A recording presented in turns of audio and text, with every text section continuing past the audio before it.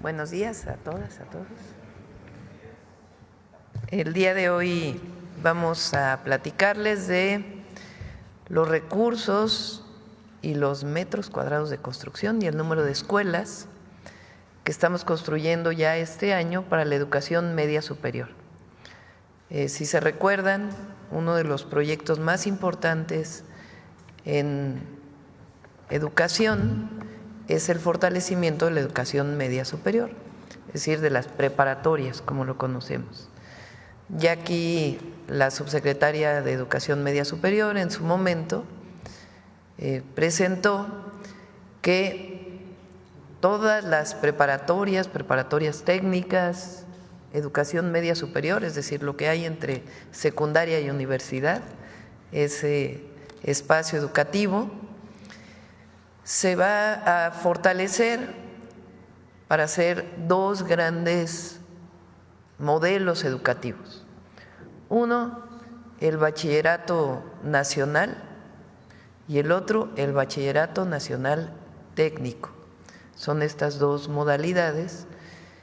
En el bachillerato nacional, muchas de las instituciones que existen ahora, como Colegio de Bachilleres, preparatorias, etcétera, se van a fortalecer y van a entrar en este modelo educativo que tiene un tronco común y después sus características por cada una de las entidades de la República. En el caso del bachillerato técnico es el Bachillerato Nacional Técnico, que ahí hay muchas modalidades, CETIS, CEBETIS, etcétera, etcétera, que también van a entrar en este nuevo modelo educativo. Vamos a darle continuidad a eso, pronto vendrá Tania Rodríguez, que es la subsecretaria de Educación Media Superior, para darle seguimiento. Pero además lo que queremos es ampliar la matrícula educativa. Nosotros queremos que todos los estudiantes que salen de secundaria entren directo al bachillerato, que no haya esta situación en donde tienen que moverse de sus lugares donde viven para poder ir a estudiar la preparatoria a otro lugar, sino que estudien en el lugar donde viven y que se queden cerca de sus familias, que haya mucho más preparatorias o educación media superior de la que hay actualmente. Entonces, el día de hoy lo que vamos a presentar es el número de preparatorias que se van a construir, el número de escuelas de educación media superior. Hay tres modalidades. Uno, la escuela es nuestra, que hoy entra a este nivel, que es mejora de las actuales instalaciones a través de la participación de padres, madres de familia, de los estudiantes y de los maestros y maestras.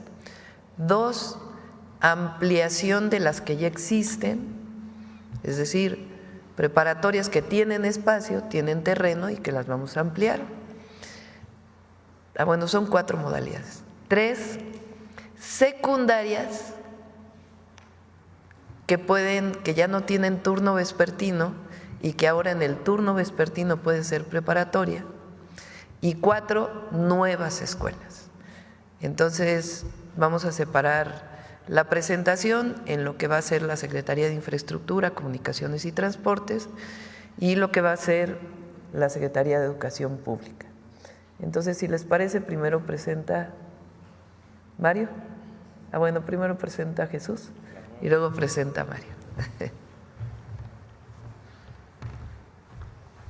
Con su permiso, señora presidenta, buenos días a todas y a todos. Pues a continuación informamos sobre los trabajos que en coordinación con la Secretaría de Educación Pública y con los gobiernos de Estado estaremos realizando. Adelante.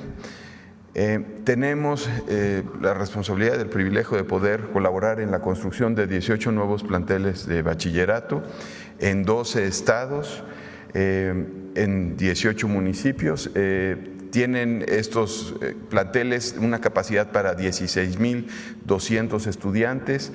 En total es una superficie de construcción de 68,100 metros cuadrados, una inversión de 1,215 millones de pesos y su periodo de ejecución es de 10 meses. Adelante. Aquí vemos los estados en los que estaremos interviniendo, es Baja California, Chihuahua, Guanajuato, Hidalgo, Jalisco, Estado de México en 6 municipios, Nuevo León 2 planteles, Oaxaca, Puebla, Querétaro, Quintana Roo y Yucatán. La siguiente. Y esta es la planta tipo. Estamos hablando de una capacidad de 900 estudiantes de cada nuevo bachillerato. Tiene salones de cómputo, laboratorios, plaza cívica, multicancha, talleres, un área administrativa, módulos de servicio y estacionamiento, y siempre dando prioridad a el área de aulas, a las áreas para los estudiantes. Adelante. Aquí la imagen objetivo de estos proyectos, el lenguaje arquitectónico que se está utilizando y los procesos constructivos que tienen que ver con materiales, con acabados que denominamos aparentes. Esto lo que significa es que su mantenimiento es bajo, materiales resistentes que tienen también, adelante con la siguiente imagen, una condición, un diseño bioclimático que permite adaptarse a diferentes lugares. Cada uno tendrá su estudio, dependiendo de la superficie que tenemos de desplante. Podremos hacerlo en un nivel, como veíamos en la imagen anterior, o 2 niveles, como esta imagen objetivo. La siguiente. Igual 2 niveles, como ven, tiene una parte cubierta, que esto lo que permite es aislamiento térmico. La siguiente. Otra imagen donde también se ven estas fachadas, las áreas comunes, los pasillos, que es muy tradicional de este tipo de infraestructura. La siguiente. Y alguna imagen objetivo de los 3 niveles. Adelante. Igual las imágenes objetivo de 3 niveles. Esto está en proceso ya los proyectos conceptuales, y en un mes estaremos ya en los procesos de licitación y de fallos de estas obras. ¿Y es cuánto? Para agosto. Sí, estaremos habilitando espacios para que puedan iniciar en agosto algunas de las áreas.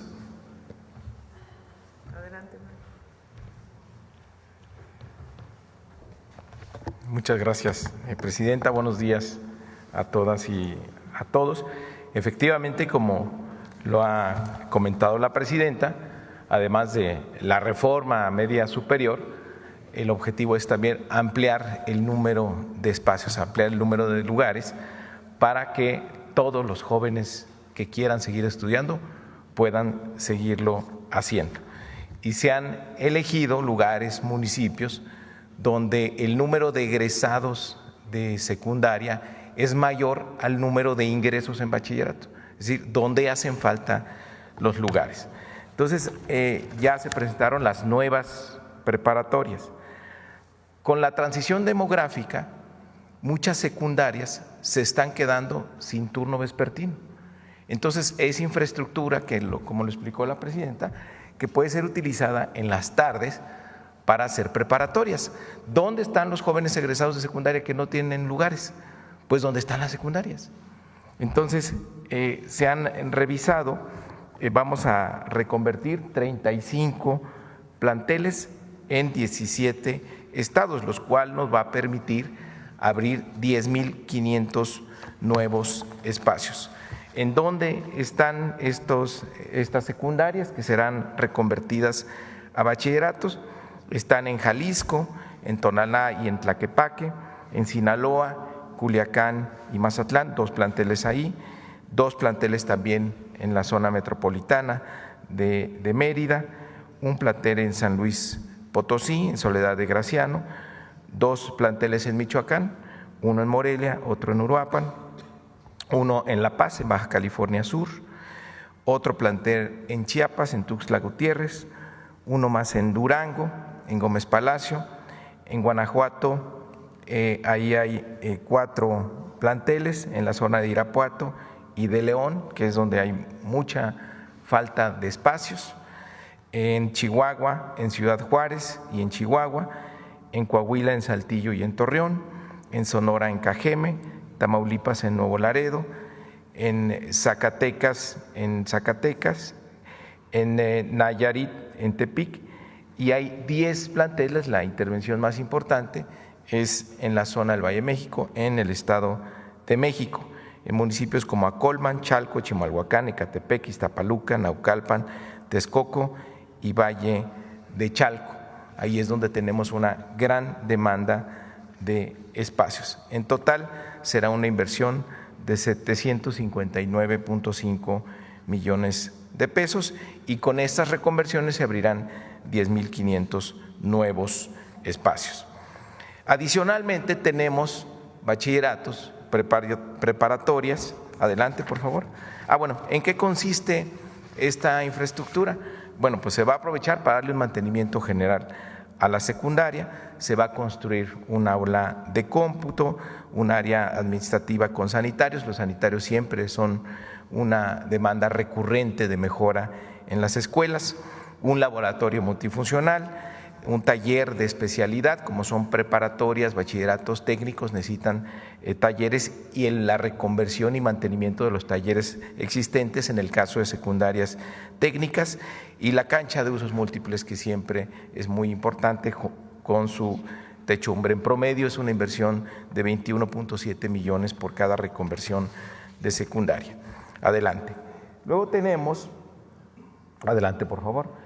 Tenemos bachilleratos, tenemos planteles con una gran demanda, que incluso tienen, hay jóvenes que no aceptan, que se quedan con su ficha, pero no hay lugares suficientes. Hicimos una revisión de aquellos que tienen espacio, donde se pueden construir, donde se puede ampliar, donde podemos construir nuevas aulas y talleres. Entonces ahí serán 33 acciones, 33 planteles en 20 entidades, y esto nos va a abrir 12,000 nuevos espacios. ¿Dónde están? Adelante, por favor. Ahí están ubicados y están detectados ya cuáles son los bachilleratos. En algunos casos son CEBETIS, otras son CEBETAS, otros bachilleratos generales, otros son CETMAR, que ya están identificados, que tenemos ya el desplante, el mapa donde están, el plano donde se hará esta ampliación. Son 2 planteles en Aguascalientes, 1 en Michoacán, 1 en Jalisco, 1 en Sinaloa, 1 en Oaxaca, 1 en Tamaulipas, 2 en Quintana Roo, 2 en Guerrero, 1 en Baja California Sur, 1 en Durango, 1 en San Luis Potosí, 3 en Baja California, 3 en Tlaxcala, 1 en Chiapas, 1 en Tabasco y 3 de aquí de la Ciudad de México. En total una inversión de 580 millones de pesos. Adelante, por favor, adelante. ¿Ahí de qué se trata? De construir aulas nuevas, más aulas para recibir a más estudiantes, el taller igual de cómputo, el tema de los baños y poner la cubierta en la cancha para que se vuelva de usos múltiples. Esto de la cancha es importante porque la Presidenta de la República nos ha insistido en que haya más actividades culturales, deportivas, en las preparatorias, para que los jóvenes tengan este tipo de actividades y se queden a terminar su preparatoria. Bueno, esta es la inversión en infraestructura. Además, como ya lo señaló la Presidenta, tenemos el programa de La Escuela es Nuestra, que por primera vez va a entrar a los planteles de preparatoria, de bachillerato, de media superior. Estas son las metas que tenemos, los 25,000 millones de pesos de La Escuela es Nuestra, de los cuales 19,900 serán para planteles de educación básica y 6,200 planteles de educación media superior, con una inversión de 4,600 millones de pesos, y se beneficiará a 1.8 millones de estudiantes. Adelante, por favor. El plan para toda la administración es intervenir, como vemos en el último punto, el caso de las secundarias y media superior 3 veces durante esta administración. Es decir, empezaremos ahora en 2025, después en 2027 y 2029, para que tengan una inversión acumulada importante y llegar a todas las preparatorias públicas del país que tengan un apoyo. Este es el plan de infraestructura, Presidenta.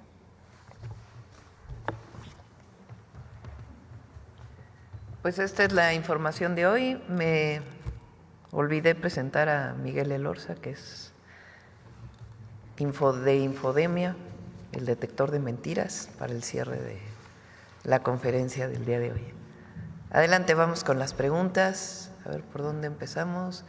Vamos, a ver, Sonora, vamos a empezar. Sí, buenos días, Presidenta. Por cierto, hoy en la mañana estuvo el gobernador de Sonora en el Gabinete de Seguridad. El domingo vamos a estar en Sonora, en San Luis Río Colorado y en Bavispe. En San Luis vamos a informar de un hospital que va a iniciar su construcción.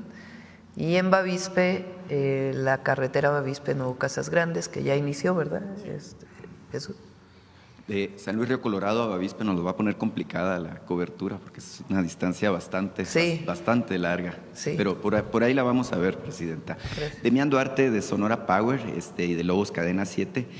Presidenta, es importante este viaje que va a ser justamente a la zona fronteriza por el contexto que estamos viviendo. Mire, llama la atención que el día de ayer, quien está nominado para ser el embajador de México en Estados Unidos, al revés, de Estados Unidos en México, Ron Johnson, hace una serie de declaraciones todavía previo a ser ratificado por el Senado de ese país al respecto de lo que ha logrado México en materia de seguridad. Habla él justamente de avances importantes y de una satisfacción parte del presidente Donald Trump por lo que se está viendo en términos de frenar el tránsito de aspirantes a emigrantes de cualquier nacionalidad, no necesariamente mexicanos, y el asunto de las medidas de seguridad que se han tomado en la frontera para frenar el trasiego de todo tipo de estupefacientes, incluido, por supuesto, el tema del fentanilo y otras drogas sintéticas. Preguntarle, Presidenta, su opinión al respecto y justamente qué marca este viaje que hace a la frontera al respecto de la relación. Pues es parte del programa de seguridad que tenemos.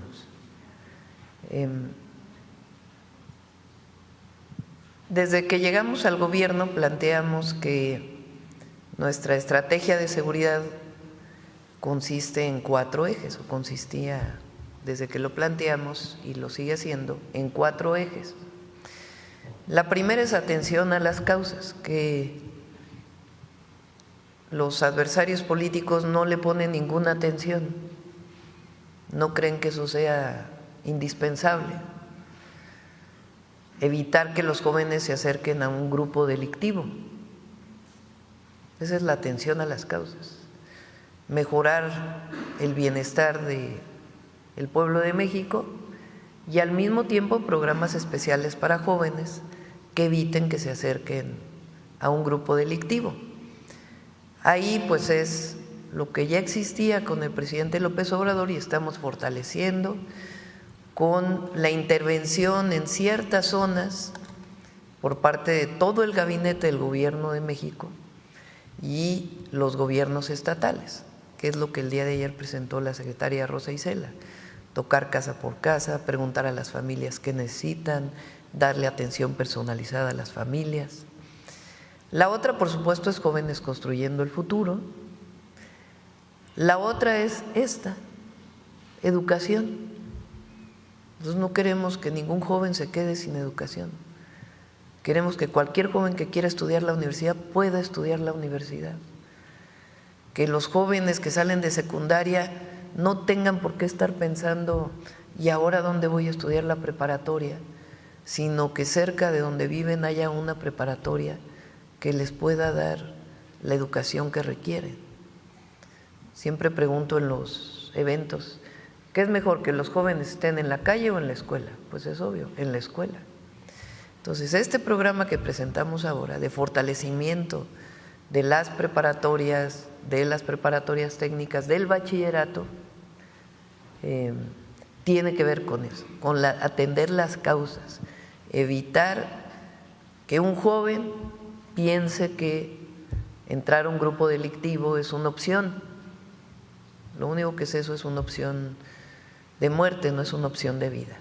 Entonces, eso es atención a las causas y es igual de importante que todo lo demás.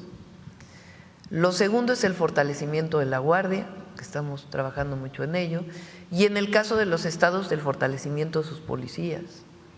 Lo tercero es la inteligencia e investigación, que es lo que nos ha permitido en esta coordinación integral dar resultados. Ayer, por ejemplo, hubo una detención muy importante en el caso de Sonora,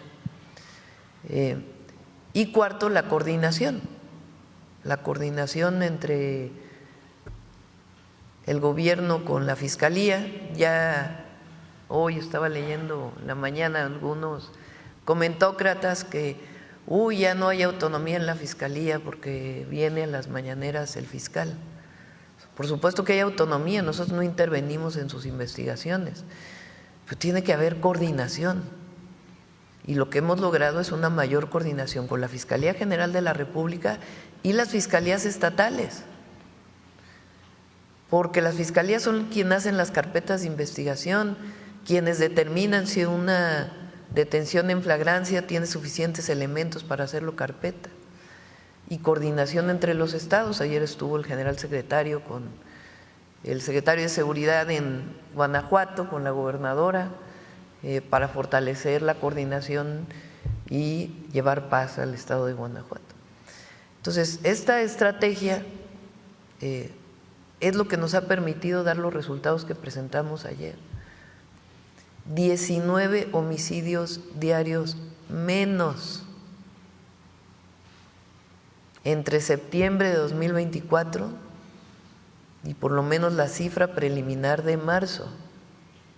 19 homicidios diarios menos. Por supuesto que esto lo ve Estados Unidos. Y además, en esta estrategia, pues ¿qué hacemos? Evitar que cruce fentanilo. ¿Por qué lo hacemos? Por razones humanitarias y además por la colaboración y coordinación que tenemos con Estados Unidos. Y la coordinación que hemos logrado también con nuestro vecino, guardando siempre la soberanía y la independencia de México.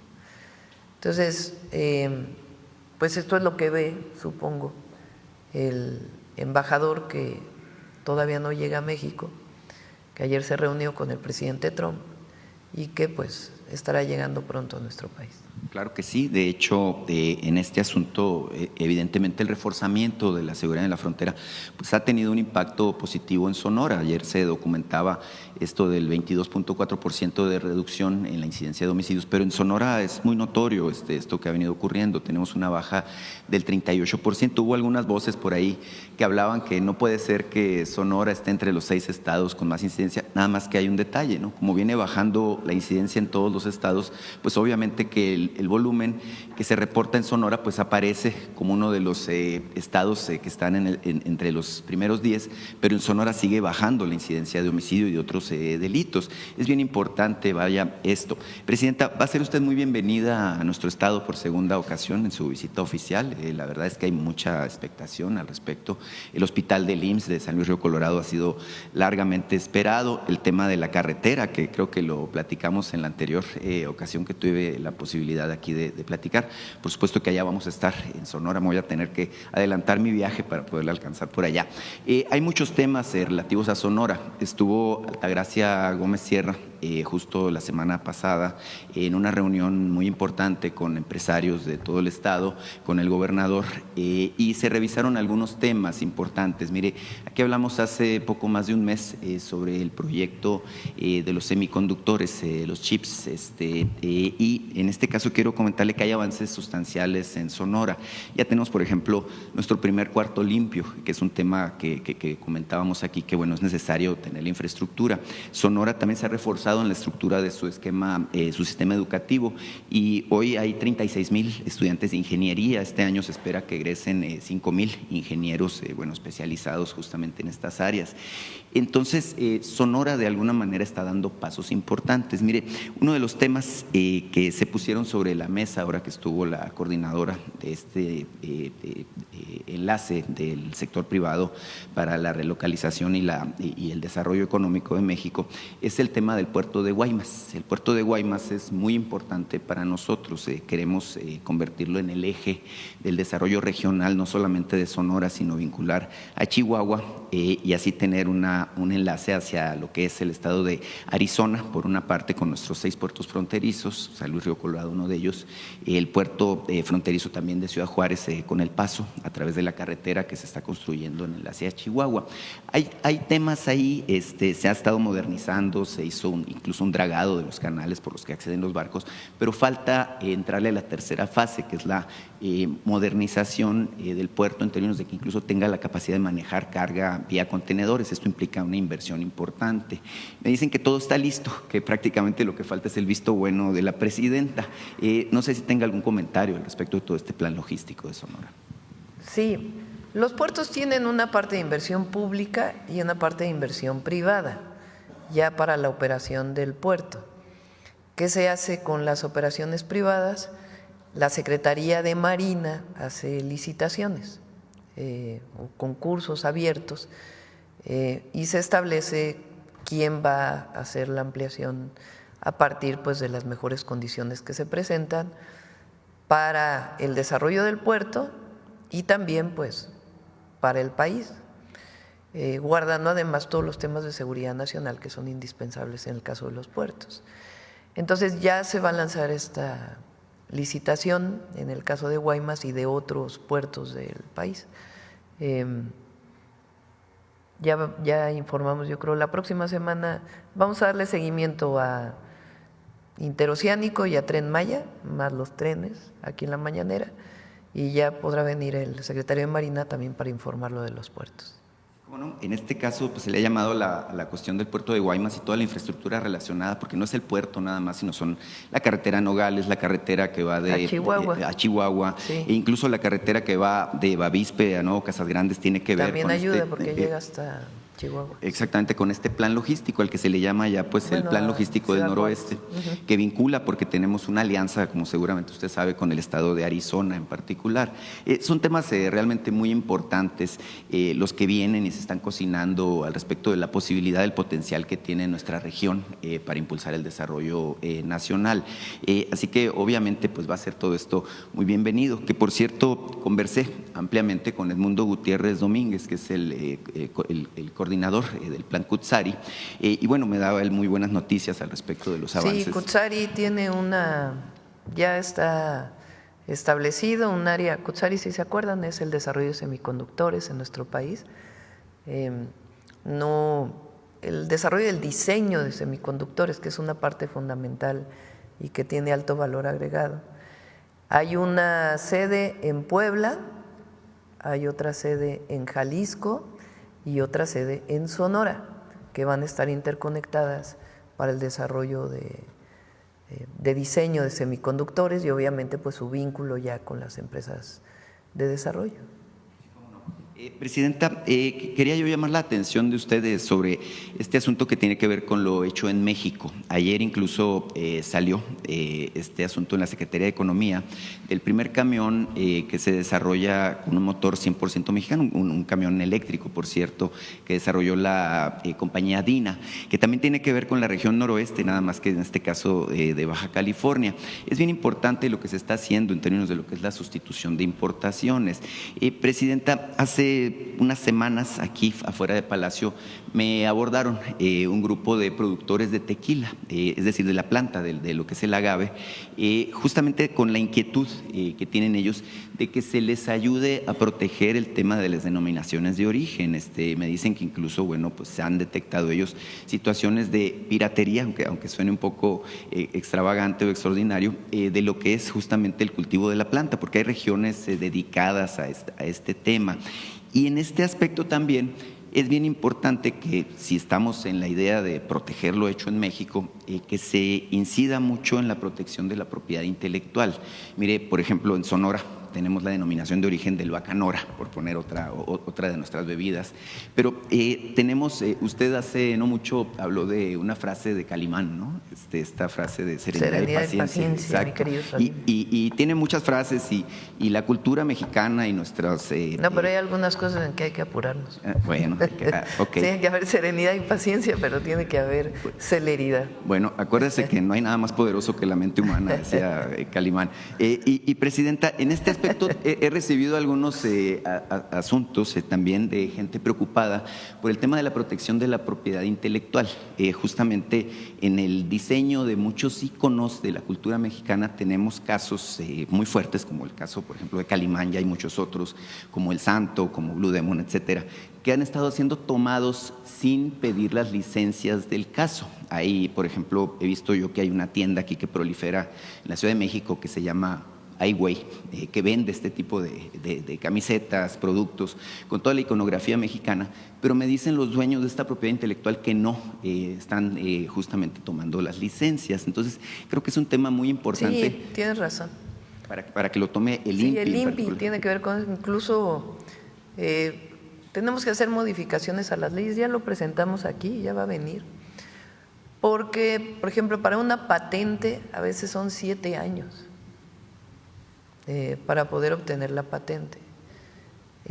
Entonces, pues tiene que reducirse el tiempo, garantizando en efecto que haya propiedad intelectual. Y por otro lado, en otros temas, como por ejemplo denominaciones de origen, pues también tiene que haber fortalecimiento.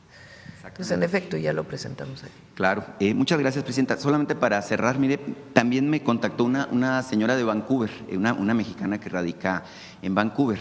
En este caso, ella ha sido una promotora del deporte de personas con discapacidad, mexicanos y algunos extranjeros también, pero que han estado promoviendo la necesidad de que se dé el tema de centros de desarrollo deportivo que sean inclusivos. En este caso, ellos están desarrollando un centro en la Riviera Maya que se llama ONUAC, y que lo que están haciendo es un enorme complejo deportivo justamente preparado para las personas que tienen alguna discapacidad, para que puedan ser entrenados como atletas de alto rendimiento y eventualmente pues representen a México en las Olimpiadas, en los Juegos Paralímpicos y demás.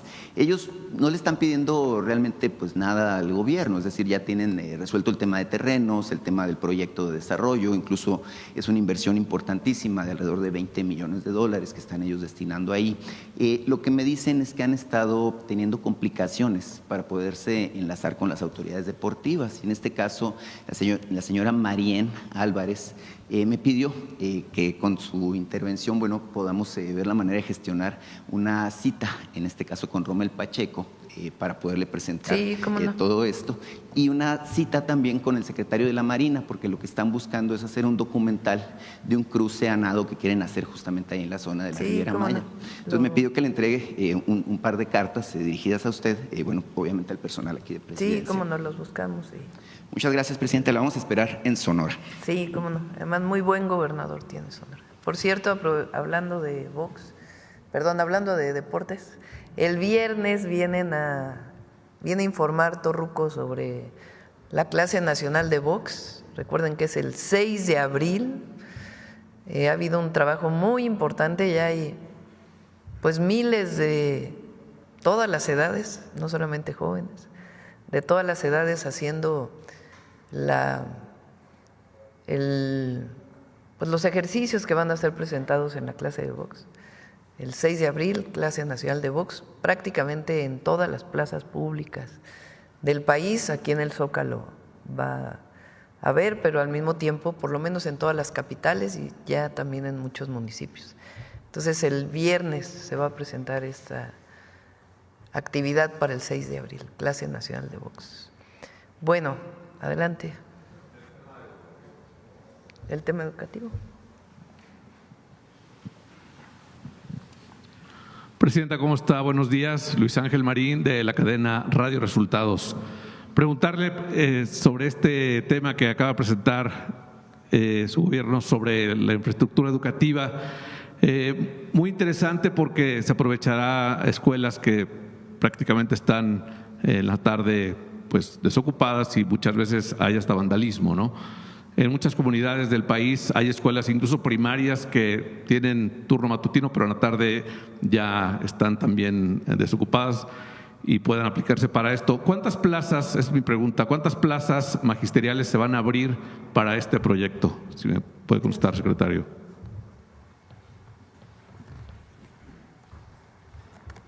Es diferente en un plantel nuevo. Ahí se requieren nuevos maestros. En promedio van a tener 400 alumnos por turnos.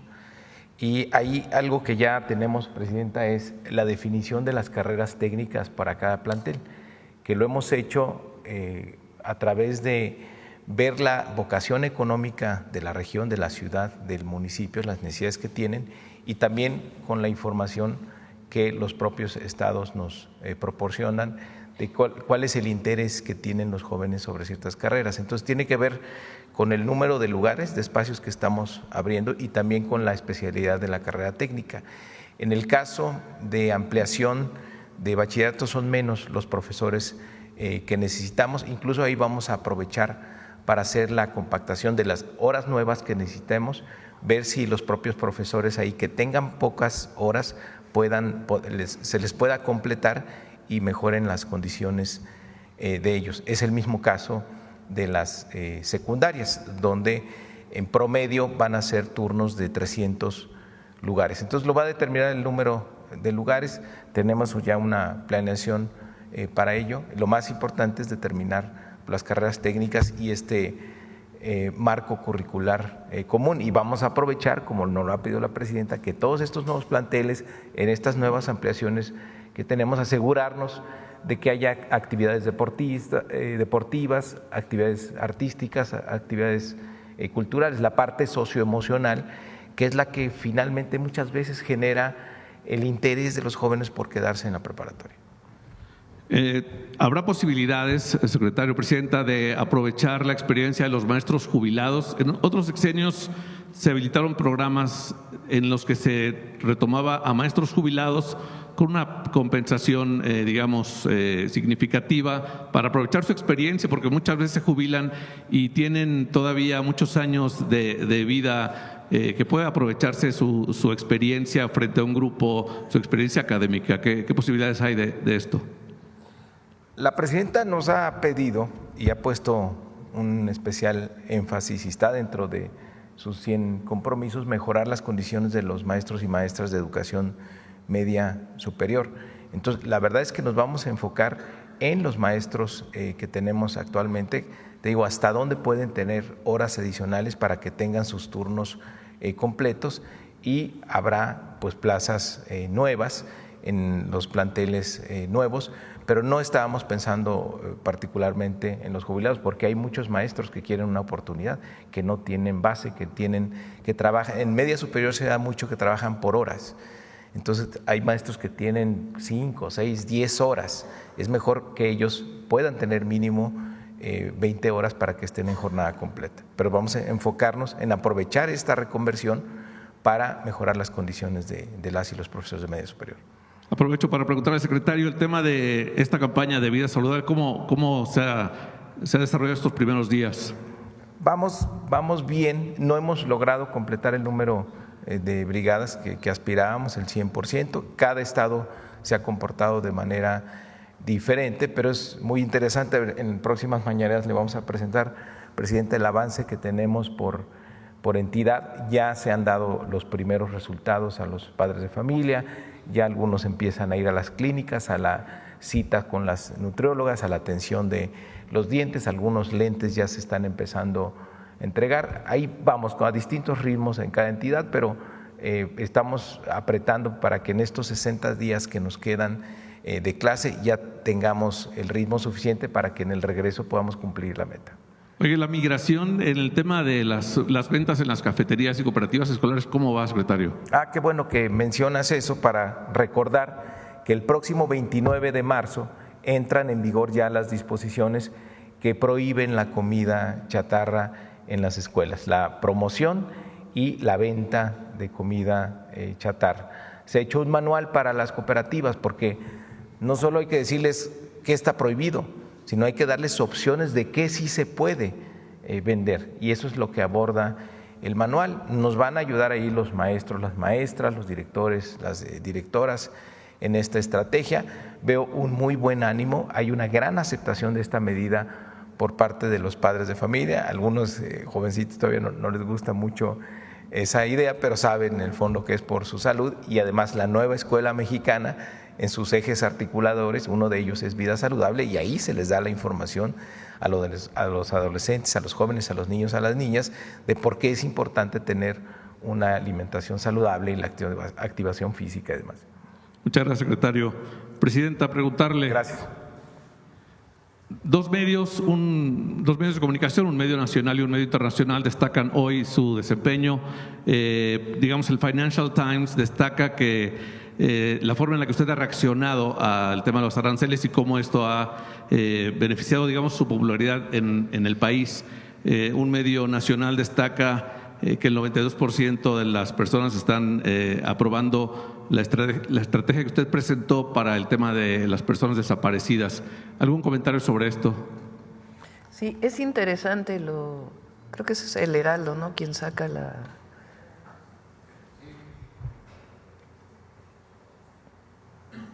Ayer estuvimos trabajando para garantizar para fortalecer las leyes que vamos a presentar. Se presentan ya el día de mañana al Congreso, las que presentó Ernestina Godoy el lunes.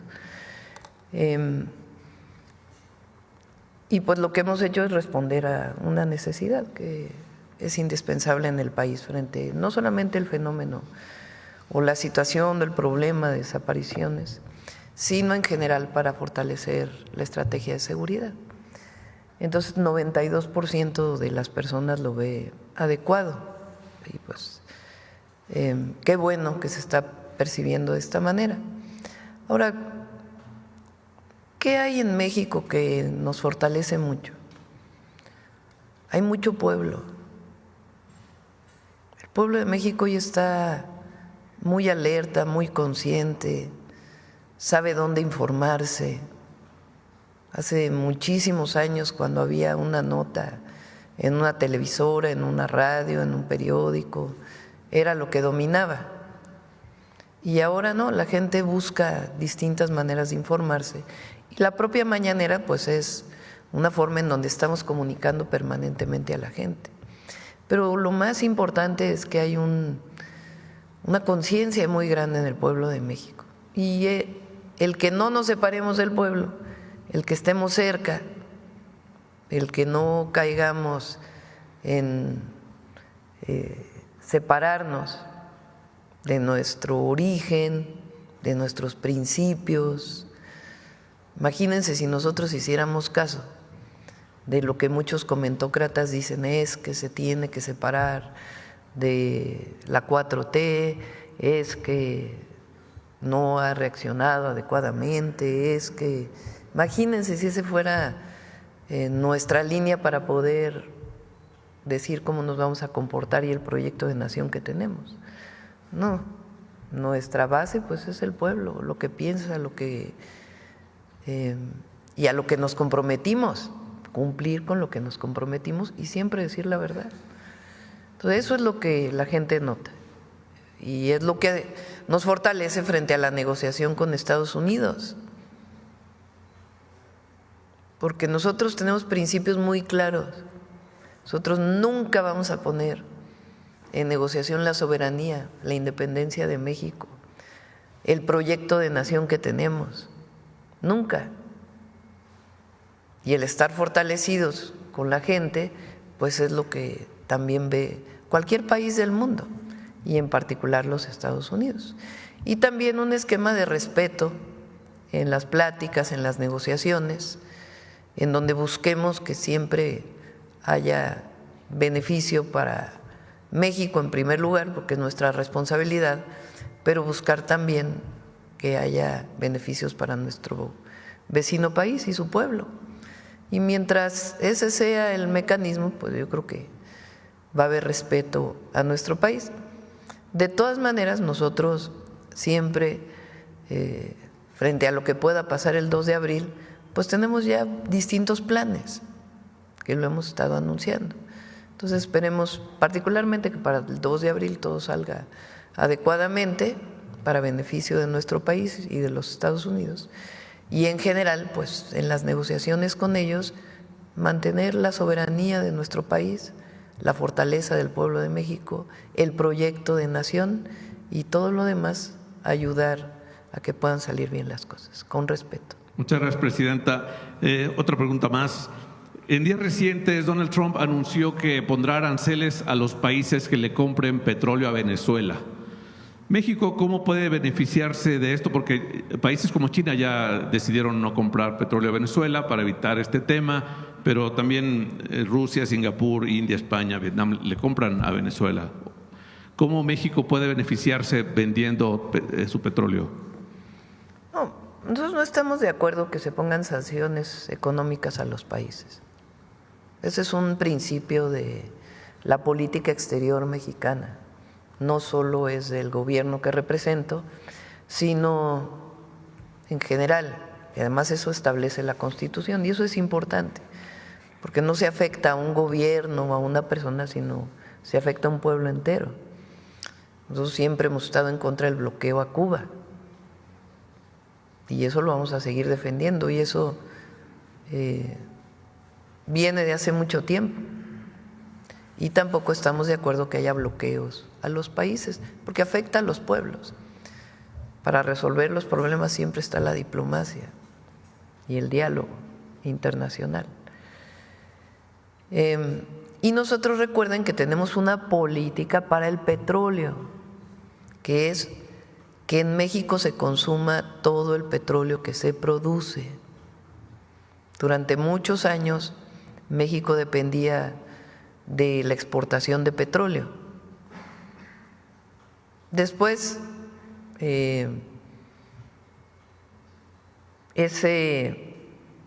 esa política tuvo su máxima expresión. Uno cree que en la época del boom petrolero, que fue la época de López Portillo, y no, su máxima expresión la tuvo con Fox y con Calderón, que sobreexplotaron los yacimientos de petróleo en nuestro país, una irresponsabilidad enorme. Cantarell, que es el gran yacimiento que le dio tanto a México, un pozo, un yacimiento petrolero, pues tienes que explotarlo racionalmente para que te dé más petróleo por más tiempo. Si tú tratas de sacar más petróleo en poco tiempo, pues vas a generar condiciones en donde después va a ser mucho más caro sacar el petróleo que se quedó en el yacimiento, por las características técnicas. Entonces, en la época de Fox se llegó a producir 3.2 millones de barriles de petróleo diarios. Es el máximo de producción que ha tenido nuestro país. ¿Para qué? Para exportarlo a los Estados Unidos principalmente. Inyectaron nitrógeno al yacimiento de Cantarell en vez de inyectar el propio gas que viene de la producción de pozos duales. Para extraer petróleo, pues tiene que haber presión para que salga el petróleo. Esa presión normalmente lo que hace es inyectar el gas del propio yacimiento. Pues en vez de hacer eso, que era lo más sencillo, lo que hicieron fue quemar el gas e inyectarle nitrógeno. Entonces, ¿qué ha pasado? Que ahí en Cantarell está contaminado el nitrógeno con el gas. Entonces, ¿qué tiene que ocurrir? Pues para poder sacar ese gas, pues tienes que tener una planta que descontamine. Supuestamente se hizo una, lleva mucho tiempo eso. Es uno de los proyectos que tenemos nosotros para Pemex. Pero primero hay que sacar una buena parte del petróleo que todavía, aunque es poco, queda en Cantarell, el que puede salir con menos inversión. Después cayó la producción, porque ese yacimiento pues, se fue terminando por su sobreexplotación. Hoy nuestro objetivo es llegar a mantener durante todo el sexenio 1.8 millones de barriles diarios. Y ese petróleo, refinarlo en nuestras propias refinerías y que se utilice para la gasolina que requiere México, para el diésel que requiere México. Entonces, no es incluso benéfico las sanciones, además de que no estamos de acuerdo nosotros que haya sanciones a los países económicas. Eso no beneficia a México porque nuestra política es explotar racionalmente y que ese petróleo se utilice para producir los hidrocarburos que requiere el país. Mi última pregunta, Presidenta. ¿Cómo estuvo su reunión con el CENTE, el Sindicato Nacional de Trabajadores de la Educación? Bien, lo teníamos pendiente. Recuerden que nos hemos reunido 2 veces ya con la coordinadora. Nuestro planteamiento es que nos reunamos otra vez con la coordinadora en mayo. Y habíamos dejado pendiente la reunión con el CENTE. Ayer se presentó y hicimos exactamente el mismo planteamiento que hicimos con la coordinadora. Recuerden que son 4 planteamientos que hicimos a las y los maestros de México, independientemente de quién sea la representación sindical. Uno, retiramos la ley que presentamos para el ISSSTE o la reforma a la ley del ISSSTE, que aunque es benéfica, pues tuvo problemas en su difusión y generó confusión, y para evitar cualquier problema la retiramos. 2, congelar la edad de jubilación, porque como está ahora, si los maestros o las maestras siguen en la misma condición, quien se vaya a jubilar en el 2026 son 2 años más del que se jubila en el 2024. Así hicieron la ley del ISSSTE del 2027, entonces por lo pronto eso se congela. Entonces quien se jubila en el 2026 se jubila a la misma edad que el que se jubila en el 2024. Esa es la segunda. La tercera es el FOBISSTE. El lunes vamos a presentar ya el decreto a partir del cual vamos a empezar a hacer quitas, descuentos de las deudas que pagan los trabajadores del Estado al FOBISSTE, porque fueron mecanismos de financiamiento muy, que afectan mucho a los trabajadores, similar a lo que se hizo en el Infonavit. Ese es el tercero. Y el cuarto es la carrera magisterial, que hoy se rige a partir de una cosa que se llama la UCICAM. Poner la discusión de todas las escuelas, de todos los maestros, y lo que salga de esa discusión, aprobarlo para que sea modificado. Esos son los 4. Hay un quinto que es muy importante, está aquí Mario, que conocen muy poco los maestros.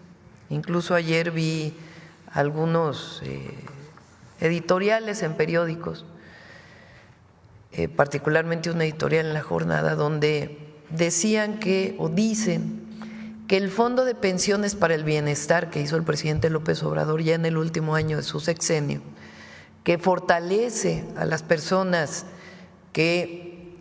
fortalece las pensiones de las personas que se jubilan con lo que se llama el régimen individual, solamente ayudó a los jubilados que están afiliados al Seguro Social.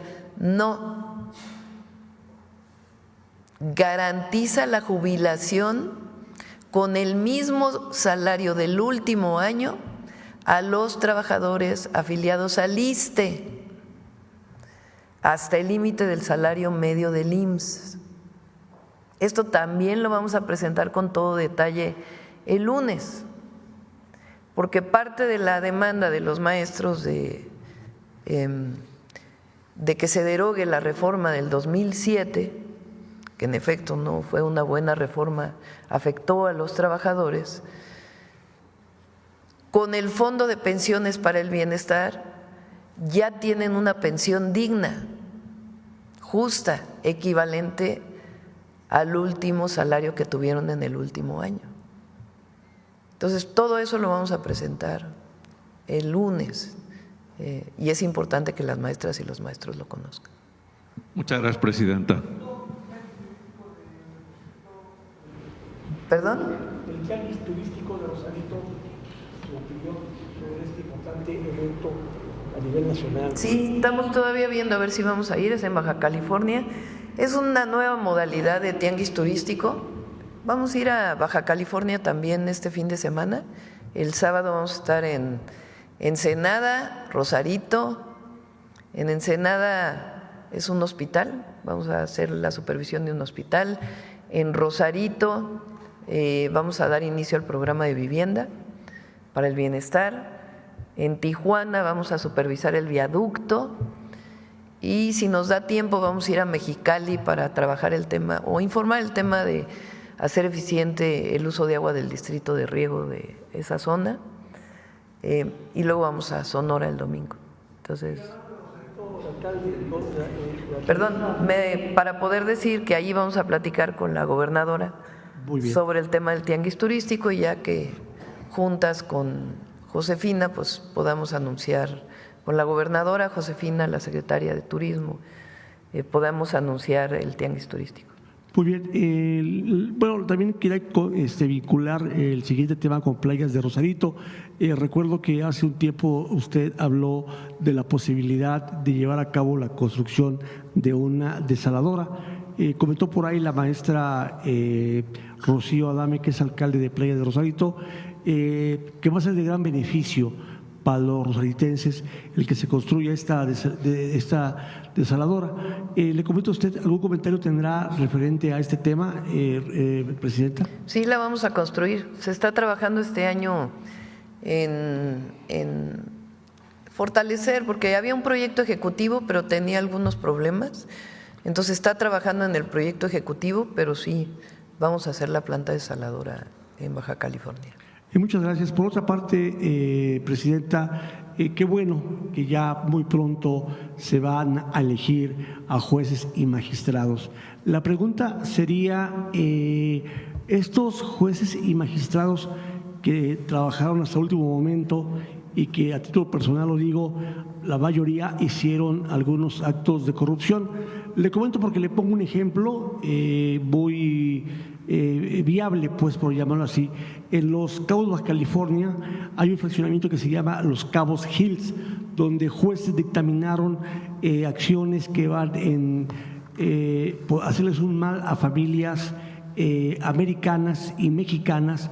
Nos gustaría, y nos lo piden en las plataformas informativas, si Gobernación pudiera intervenir, hacer una auditoría a esos dictámenes.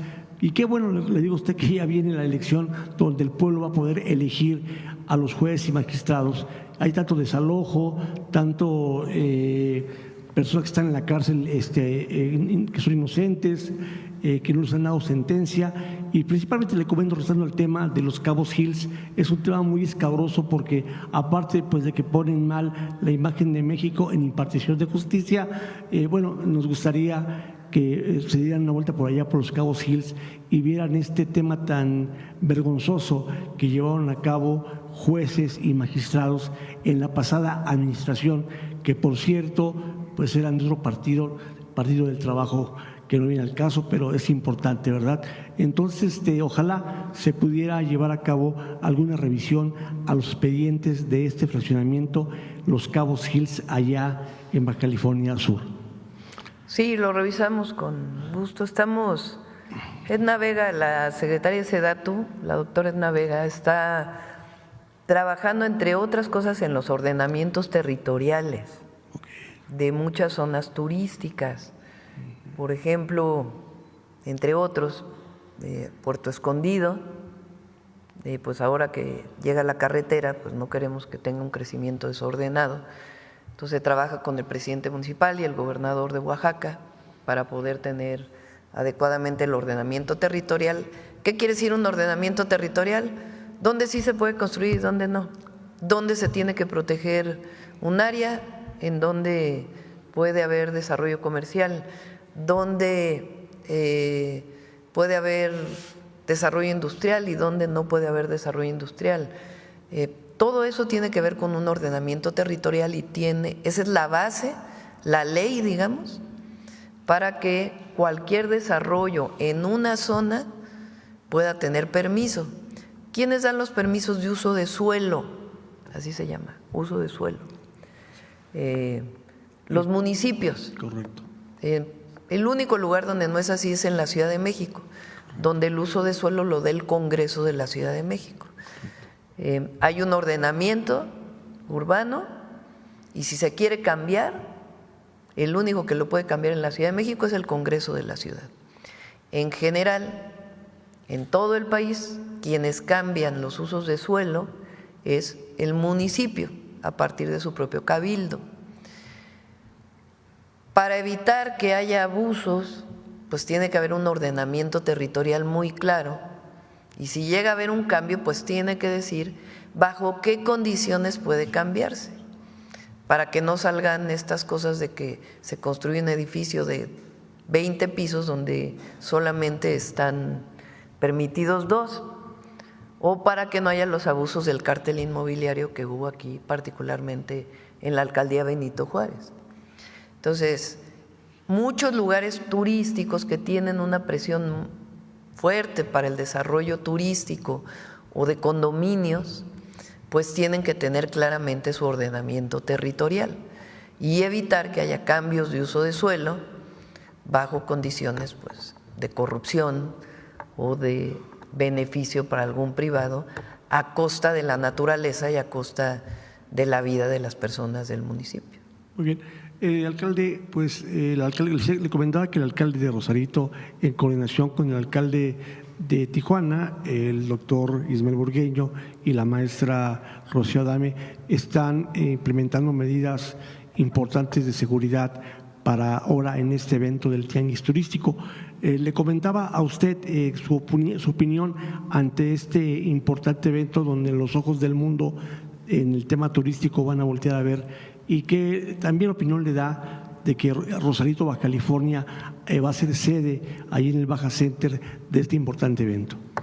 Pues muy bien, por eso les digo que vamos a traer a Josefina y a la gobernadora, así a distancia o presencial, porque tuvo cambios el tianguis turístico, o tiene cambios importantes, para involucrar a la población, porque a veces solo se hacía para los desarrolladores o todos los que participan en el turismo.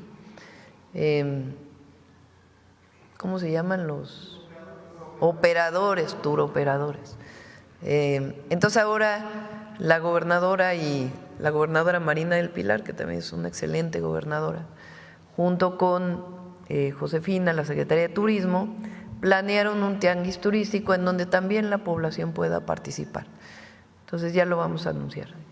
Ya por último, Presidenta, le quería comentar a usted la pregunta obligada: ¿cómo se ha sentido usted en estos meses de gobierno?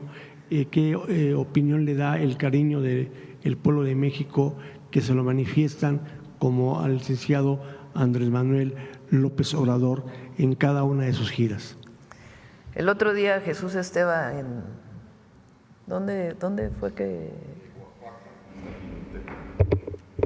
Pero en el último evento que tuvimos, dijo una frase. ¿De quién es esa frase? Del agradecimiento. Pues es una frase popular. Dice que es una frase popular. Vamos a buscar cuál es la fuente, pero es una frase hermosa que dice: el agradecimiento es la memoria del corazón, que es una manera de decir amor con amor se paga. Así que el agradecimiento es la memoria que siempre llevaremos en el corazón. Muy bien, Presidenta, pues me empecé al revés. Mi nombre es Juan Felipe Prado, de Transmitiendo desde la Frontera. Pronto lo esperaremos allá en Tijuana, Baja California. Muchas gracias. Vamos ¿perdón? Lao Tse. El agradecimiento es la memoria del corazón. Acá, de este lado. Buenos días, Presidenta. Elia Cruz de la Hoguera. Presidenta, ante el reconocimiento que le acaba de hacer el gobierno de Estados Unidos por los avances en seguridad, ¿usted ve viable una llamada con el presidente Donald Trump antes del 2 de abril? Pues vamos a ver.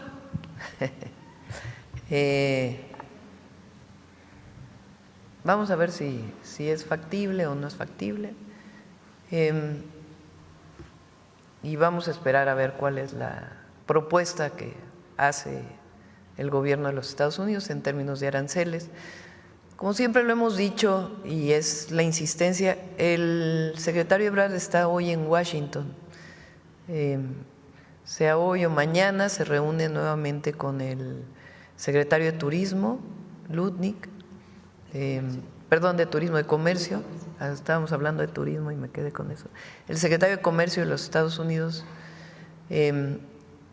tienen mucha comunicación, el secretario de Economía, Marcelo Ebrard, con el secretario de Comercio de los Estados Unidos. Ya estuvieron, ahora van a estar nuevamente y pues vamos a esperar el resultado de cómo se plantea las medidas el 2 de abril. Recuerden que en este caso, a diferencia de, bueno, con excepción de acero y aluminio, que fue para todo el mundo, que también estamos esperando a ver cuál es la decisión el 2 de abril, la primera vez solamente fue para Estados Unidos y Canadá, perdón, para Canadá y México, en términos del Tratado Comercial Estados Unidos, Canadá y México. Y ahora pues es una propuesta que va a ser para todo el mundo, para todos los países del mundo, que son estas tarifas recíprocas que llama él. Y ha hablado que en los temas sectoriales, o lo dirá antes o lo dirá después, vamos a esperar a el 2 de abril y esta comunicación que está habiendo pues con los secretarios de Estado. Pero usted no buscaría esta llamada, o sea, directamente. Sí, siempre está abierta la puerta para una llamada. Muy bien. En otro tema, Presidenta, ayer la mayoría de diputados de Morena, en alianza con el PRI, votaron a favor de que el exgobernador de Morelos, Cuauhtémoc Blanco, mantuviera el fuero y de esta forma enfrentar la acusación que le hacen por tentativa de abuso sexual. ¿Cuál es su opinión al respecto? No conozco las pruebas, lo que hubieran tenido, es una decisión del Congreso. Sí es importante, más allá de pues revisar en todo caso cuáles eran las pruebas. El contexto es importante.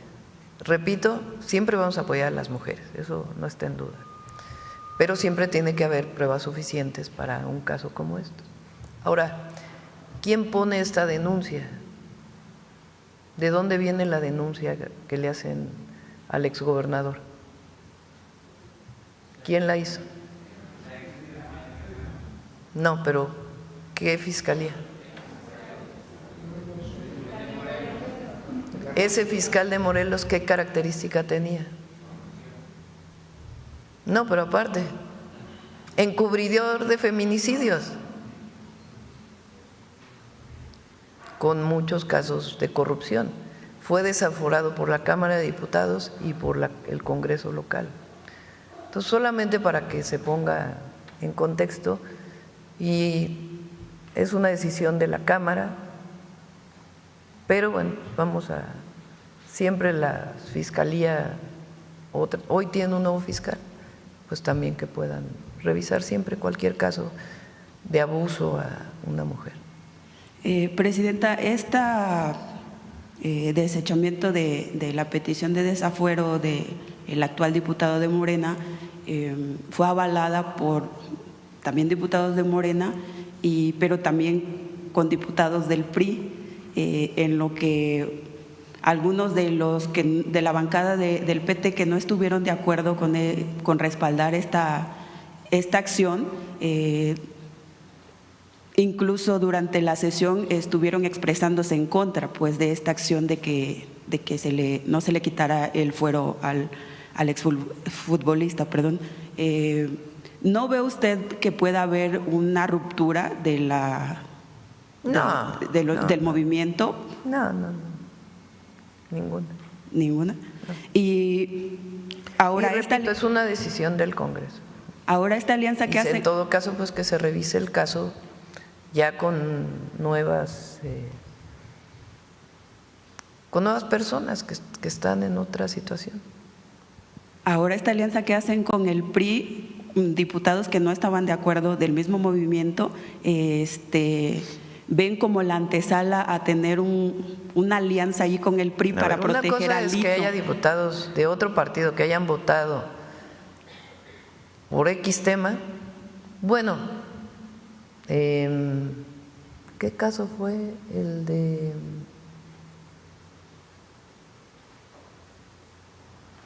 No recuerdo ahora, un caso en donde también se votó por parte de diputados senadores del PAN con Morena, en uno de los múltiples temas que se han votado. ¿Eso quiere decir que hay una alianza? Pues no. Quiere decir que esos senadores del PAN consideraron en ese momento pues que podían votar a favor de una propuesta. En este caso, pues no es que haya una alianza, sino que diputados del PRI decidieron votar así. No, ¿cómo creen que va a haber una alianza con el PRI? O sea, imagínense lo que diría el pueblo.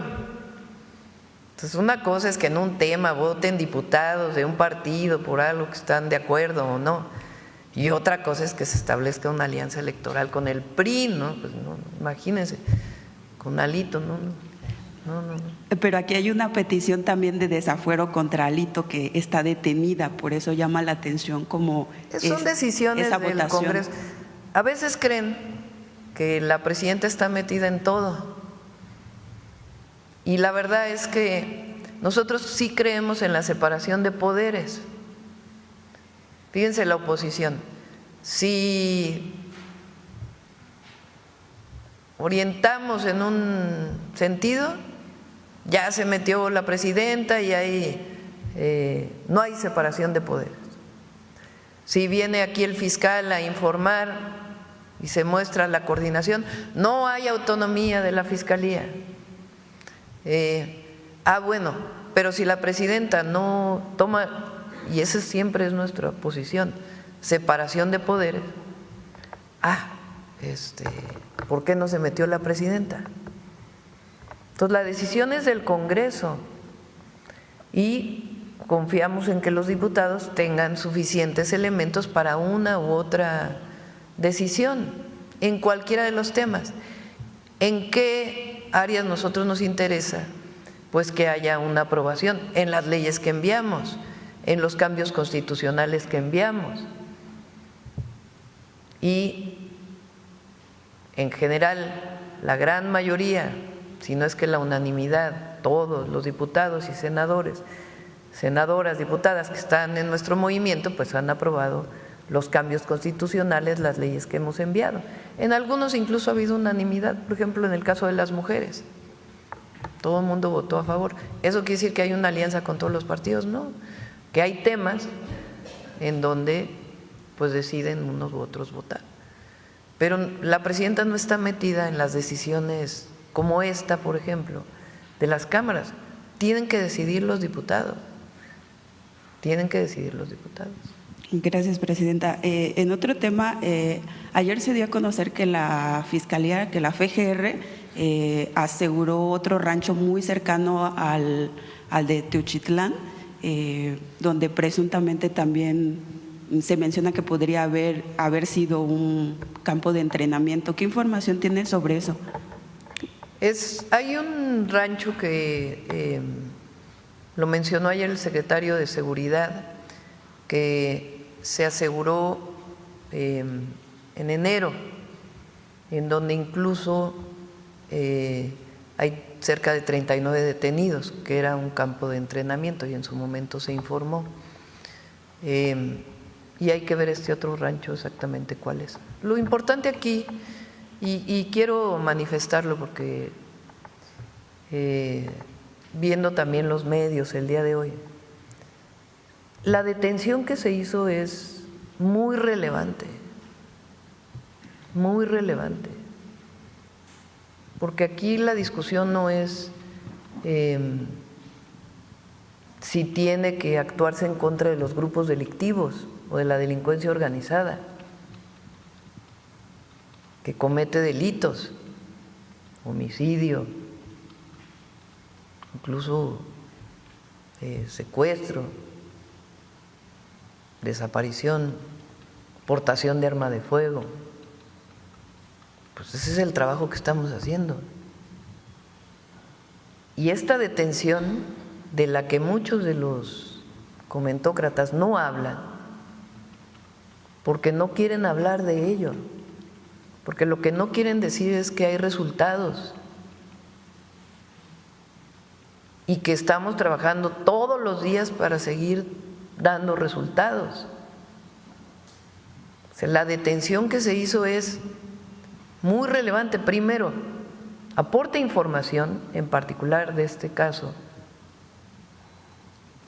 del rancho, que hoy está asegurado ya por la Fiscalía General de la República y que darán su información. Pero además, pues era quien se encargaba de adiestrar, de invitar a jóvenes a ser parte de un grupo delictivo, y estos campos de adiestramiento. Es muy relevante y vamos a seguir. Repito, ayer hubo una detención relevante en Sonora, ayer informó el secretario de Seguridad de detenciones muy relevantes que se hicieron para Guanajuato, o sea, para el tema de los homicidios en Guanajuato, que han dado ya de manera inmediata resultados de disminución de homicidios en Guanajuato. Entonces, este trabajo que se hace, que es parte de la estrategia de seguridad, regreso a la primera intervención, una estrategia de seguridad en donde hay coordinación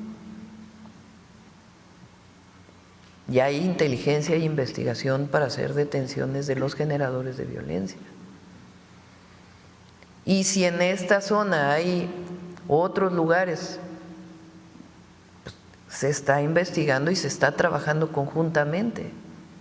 Y lo relevante es que en efecto se está trabajando y se esclarecen los hechos.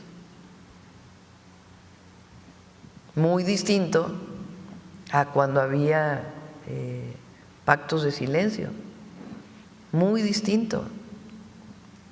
Aquí se informa, se dice la verdad y se trabaja todos los días, en el marco de la ley, no en el marco, además, de regímenes de excepción como el que fue la guerra contra el narco de Calderón.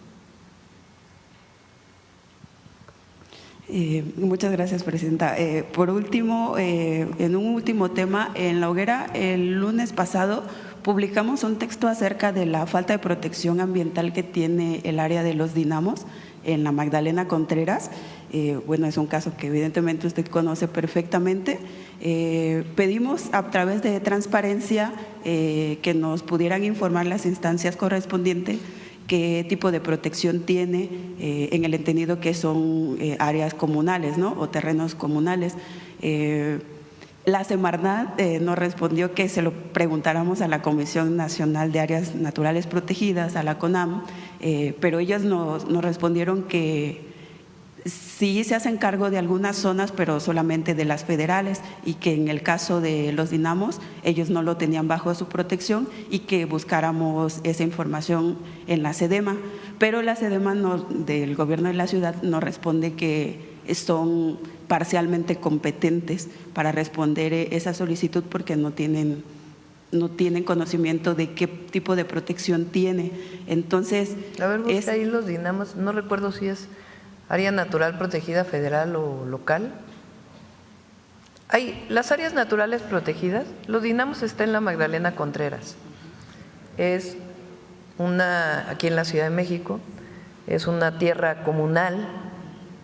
Eso es muy importante porque a veces se piensa que un área natural protegida, la propiedad es del gobierno o de la nación, más que del gobierno, de la nación. Y en algunos casos sí, pero en muchos otros las propiedades son sociales o incluso privadas. No, pero si está en el ámbito federal o está en el ámbito de la Ciudad de México. En la CONAM no aparece en su lista de es probable que entonces tenga un régimen de la Ciudad de México, no recuerdo y miren que fui secretaria de Medio Ambiente, pero de la ciudad, pero en este momento no recuerdo la categoría de área natural protegida. Entonces, no quiere decir que en un área natural protegida no se puedan desarrollar actividades. Por ejemplo, hay áreas naturales protegidas que son reservas de la biosfera, que son las que tienen una amplitud muy grande. Sí. En esas áreas naturales protegidas, reservas de la biosfera, la propiedad de la tierra es comunal, es ejidal, puede ser privada y se pueden desarrollar actividades. ¿Quién determina qué actividades se pueden desarrollar? Se llama un plan de manejo del área natural protegida. Entonces, esos planes de manejo, ¿quién los hace? Pues el gobierno estatal, si es un área protegida a nivel estatal, o federal, si es un área protegida a nivel federal. ¿Qué ha pasado en los dinamos? Pues es una zona muy turística. Para los que viven en la Ciudad de México, acostumbramos muchas veces a ir los fines de semana a los dinamos desde hace muchísimo tiempo, y pues hoy no hay suficiente orden, vamos a ponerlo así, y hay venta de algunas cosas en algunos lugares donde no debería haber, etcétera. Entonces, lo que podemos hacer, para no decir que si el oficio y todo lo demás, es que Alicia Bárcenas trabaje en coordinación con Julia, con la jefa de gobierno, con Clara Brugada, y quien es la secretaria de Medio Ambiente de la ciudad, que es muy buena, por cierto, Julia Álvarez y Casa. Ella es de las que estuvo siempre peleando por sin maíz no hay país, y es muy buena, está haciendo buen trabajo. Pues que nos coordinemos para poder trabajar junto con los comuneros para darle mayor ordenamiento. A veces pasa, no sé si sea el caso, de que por razones pues de conflictos agrarios no tienen autoridad comunal. Cuando yo salí de la Ciudad de México había un problema con la elección de la elección del núcleo agrario de la comunidad de Magdalena. Entonces habría que ver si ese es el caso, pero bueno, nuestro compromiso de trabajar con la ciudad para que haya ordenamiento. Sí, presidenta, porque ocurre que además de lo que usted menciona, de que no hay un orden, pues hay hasta ferias en el área de la Cañada, ahí ponen ferias con caballos, motonetas. Bueno, sí, ahí también hay otro caso en la parte baja de ahí, que es una tierra privada, o sea, que tiene y que dueño privado, construir. Pero la comunidad desde hace años hace actividades turísticas ahí, y es un tema pues también que tiene mucho tiempo ahí en conflicto. Entonces, pero bueno, hay que trabajar. Nosotros hicimos un recorrido y encontramos al menos 2 viviendas con construcciones ya así como de concreto, a 200 metros del afluente del río Magdalena, ya con electricidad. Entonces eso evidentemente hay que ordenar. Nos ponemos de acuerdo con la ciudad para poderlo hacer. Y sobre el río Magdalena, ¿no sería un punto, presidenta, usted que tiene como uno de sus proyectos del sexenio rescatar 4 ríos del país, no vería la posibilidad de que se rescatara el río Magdalena, siendo el único río vivo o de los últimos ríos vivos de la ciudad, y aprovechar tal vez su caudal para abastecer parte de la ciudad? Hicimos algunas acciones cuando fui jefa de gobierno en el río Magdalena, de rescate, sobre todo en la parte urbana, porque esta parte del afluente de la sierra baja la parte urbana. Incluso si conocen ahí por los viveros de Coyoacán, sobre Avenida Universidad, todavía ahí llega el río Magdalena. Jesús Esteva se encargó de trabajar con los vecinos para hacer un rescate muy importante del río en esa zona, limpiarlo, y se trabajó en otros espacios también de la zona urbana. Ya hay agua que se utiliza del río Magdalena para suministrar agua a toda la alcaldía Magdalena Contreras. Vamos a trabajar con el gobierno de la ciudad para ver cómo apoyamos para que continúe ese rescate. Muchas gracias. Y por último, ya que está el secretario de Infraestructura, nada más preguntar, ¿se mantiene el compromiso de que se concluya la obra del trolebús elevado de Chalco a Santa Marta en abril?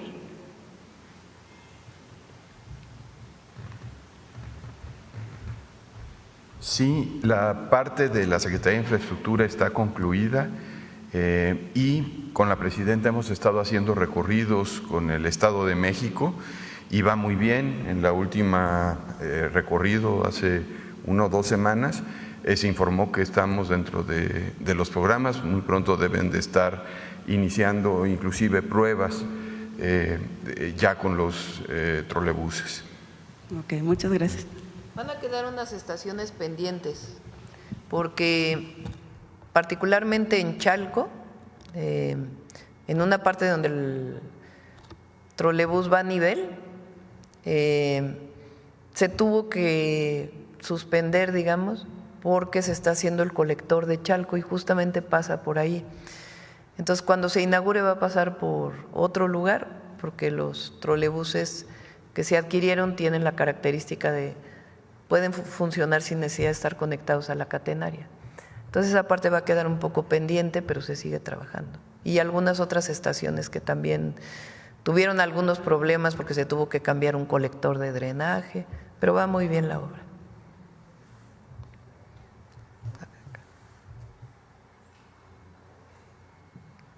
Presidenta, buenos días. Daniela Caballero de Poder México y Global Energy. Tres temas que quisiera conversar con usted hoy. El primero, sobre el desafuero del exgobernador Cuauhtémoc Blanco. Uno de los reclamos precisamente es que se le permitió la palabra al exgobernador, pero no se le dio voz a la víctima. ¿Qué le dice usted a esas mujeres víctimas que reclaman justicia y que quizás no ven en esta decisión el apoyo y la representación necesaria? Primero, yo creo que en cualquier caso se tiene que revisar a fondo. Y esa es una labor importante. Las pruebas de cualquier caso de estos. No me refiero a este caso en particular, sino a cualquier caso de este tipo. La decisión del desafuero o no depende de los diputados, de las diputadas, que ayer tomaron una decisión.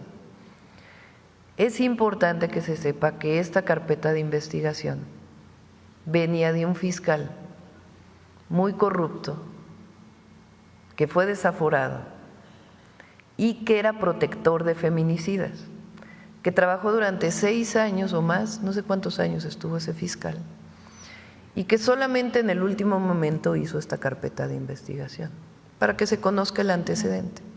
Eso no quiere decir que no se tenga que hacer justicia si el caso tiene sustento. Hoy hay una nueva fiscalía y se puede revisar el caso. Pero en las condiciones que se dio fue la decisión que tomaron las y los diputados. Y siempre debe hacerse justicia a las víctimas, siempre. Pero es importante ver el contexto de dónde vino.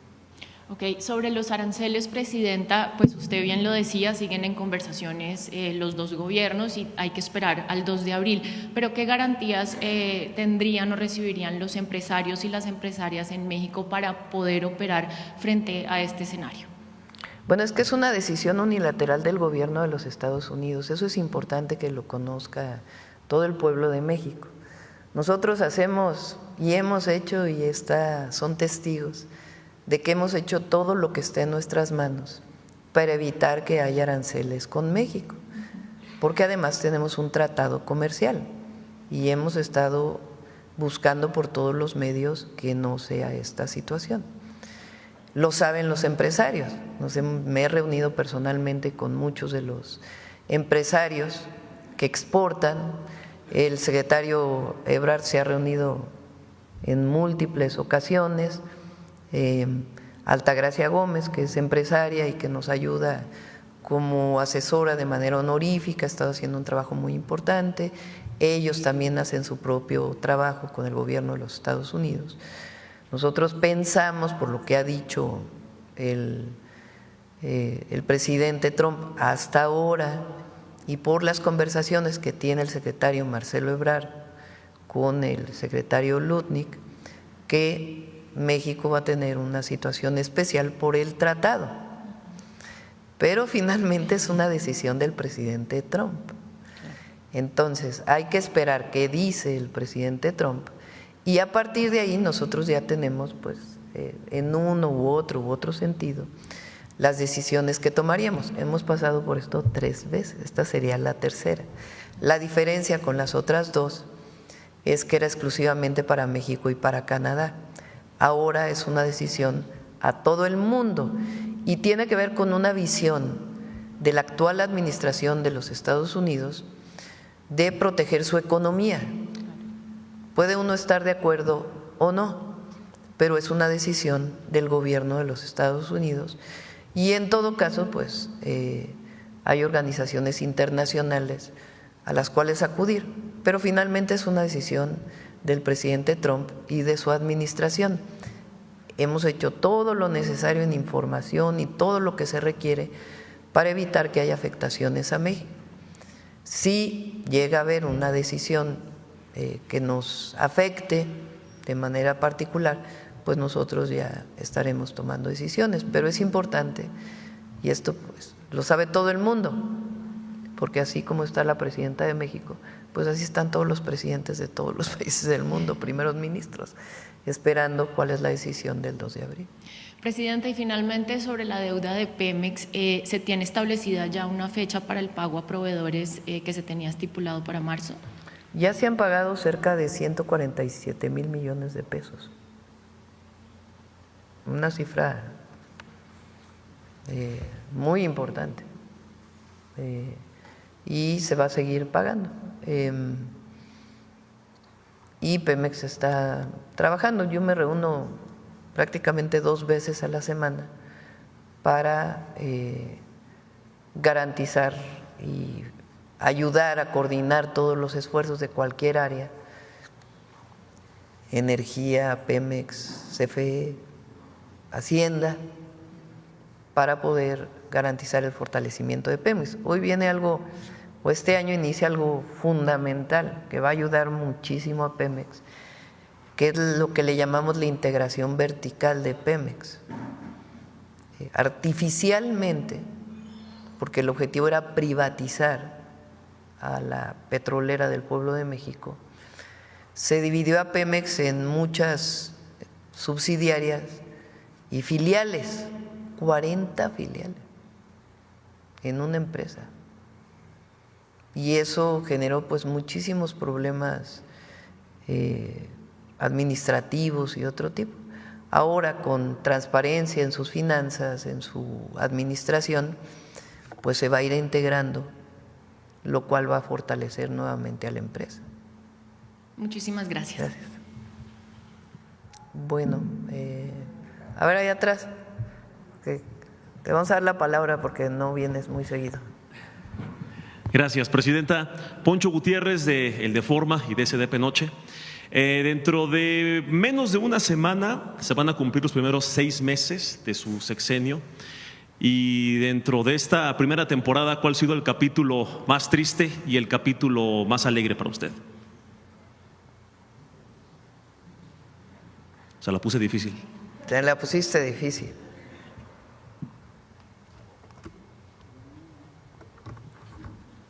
El más triste lo estoy pensando. Siempre hay empatía, dolor frente a situaciones difíciles de homicidios, que uno ve todos los días en el gabinete de seguridad.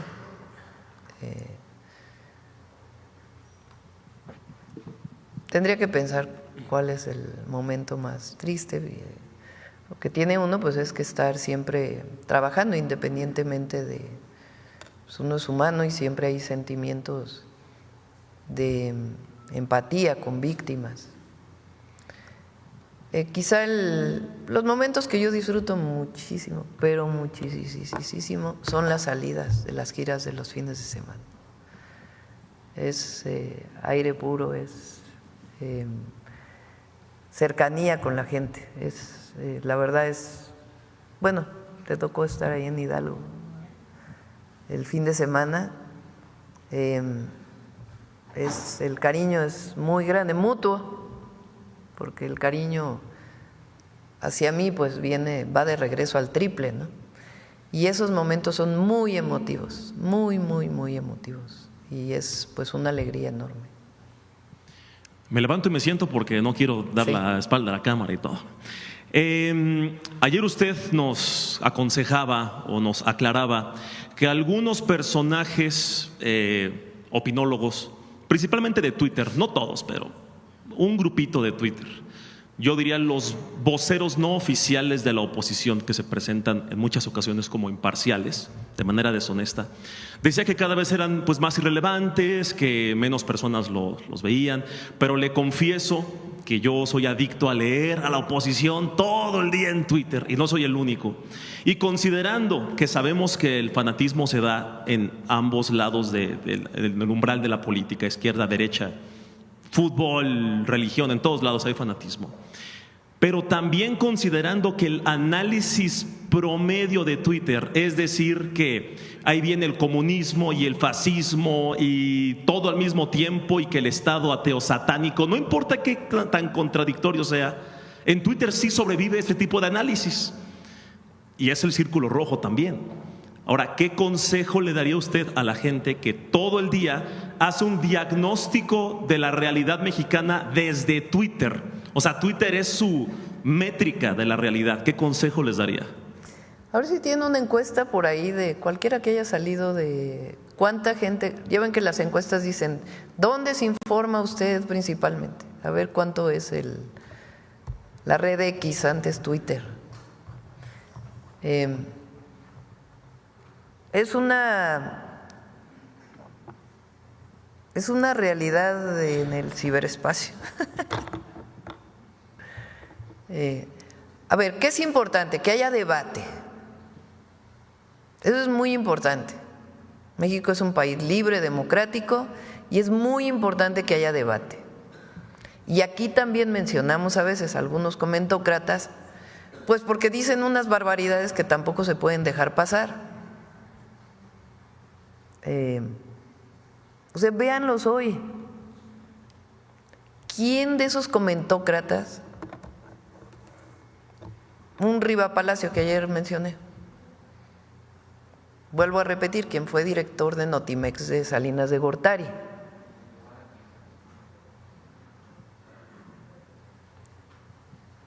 Todo es, ¿dónde está la importancia de una detención como la que hubo relacionada con el Rancho Izaguirre? ¿Dónde está eso? No está, porque su objetivo es pegarle al gobierno. Ese es su objetivo. No es analizar las distintas opiniones. Yo no digo que esté bien o mal, solamente hay que poner sobre la mesa cuál es el objetivo, porque como bien dices, se hacen pasar como los neutrales. La neutralidad no existe, por cierto. Que van a dar una opinión y ayer dije que lo leían como 20,000 y alguien por acá que hace análisis del equipo de Paulina me dijo, no, le exageró, yo creo que lo leen como 5,000 y eso es mucho, porque nada más hay que ver cuántas ediciones hay. Entonces, qué bueno que haya debate en las redes sociales, es muy importante. Debate de a de veras, porque cuando lo inflan con bots, que no son personas reales, sino cuentas compradas para atacar, pues eso no es discusión, ¿verdad? Eso es pura propaganda pagada. Pero cuando hay debate, qué bueno que haya debate y que haya un sano debate de lo que se está planteando. Ahora, que eso sea la realidad de lo que vive México, pues no. Pues estar pegado todo el día a la red tampoco es muy bueno para la salud. No diga eso, porque yo vivo de hacer memes, presidenta. Pero de porque entonces crees que esa es la realidad. Una vez un compañero, una compañera que estaban atacando muchísimo en el Twitter, me dijo, es que voy a contestar esto, y voy a contestar esto, y voy a contestar aquello. Y entonces le dije, te recomiendo algo. Si no veas tu cuenta por 3 días.